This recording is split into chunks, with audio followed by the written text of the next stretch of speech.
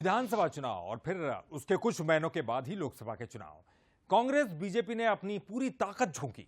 तेज के रण में कांग्रेस सिर्फ 66 सीटें ही जीत पाई, तो 24 के चुनाव में कांग्रेस उन 66 सीटों में से 50 पर बढ़त नहीं ले पाई जिसे उसने जीता था। 24 का चुनाव कई मायनों में मध्य प्रदेश की राजनीति के लिए अहम था। ये न केवल जनता के लिए दिशा और दशा तय करने वाला था, बल्कि राजनीतिक दलों के भविष्य के लिए भी टर्निंग पॉइंट था।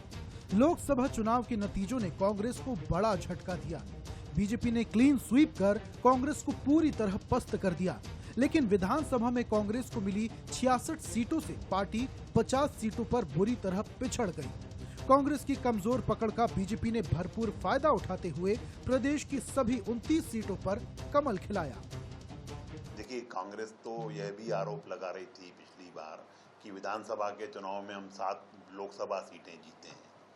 परिणाम आपके सामने। जनता हमेशा ही उस चीज को अच्छा मानती है जब आप जनता के बीच रहते हैं। 24x7 365 दिन 5 साल जब जनता के साथ आप रहने का काम करते हैं तो जनता उसको अच्छा मानती है और आशीर्वाद स्वरूप मत देती है। और आप देखिए कि हमें जनता ने प्रचंड बहुमत से जिताया है। लोकसभा में मिली करारी हार के बाद कांग्रेस हर पहलू पर बारीकी से समीक्षा कर रही है। कांग्रेस का मानना है कि वो जल्दी ही हार के कारणों पर चर्चा कर फिर मजबूती से खड़ी होगी और बीजेपी को करारी शिकस्त देगी। हमने 7 विधानसभा ऐसी भी जिनमें हम हारे थे, बीजेपी वहाँ से भी हमने बढ़त ली है। इस बात की भी समीक्षा होगी क्या कारण है कि 66 सीटों में से हम 50 विधानसभा के लगभग हम हार गए और 7 हमने हालांकि नई में लीड की, लेकिन वो पर्याप्त नहीं है। तो इस सारे विषयों पर चर्चा होगी जिससे पार्टी आगे मजबूती से खड़ी हो पाए। विधानसभा के बाद लोकसभा चुनाव में मिली करारी हार से उबरने में कांग्रेस को अभी वक्त लगेगा, क्योंकि जिस कॉन्फिडेंस के साथ कांग्रेस ने 6 से 7 सीटों पर जीत का दावा किया था वो पूरी तरह से फेल साबित हुआ।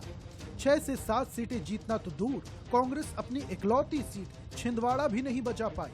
ऐसे में कांग्रेस अब विधायकों और पदाधिकारियों के साथ बैठक कर फीडबैक लेगी कि आखिर गलती कहां हुई। सूरज शर्मा, बंसल न्यूज, भोपाल।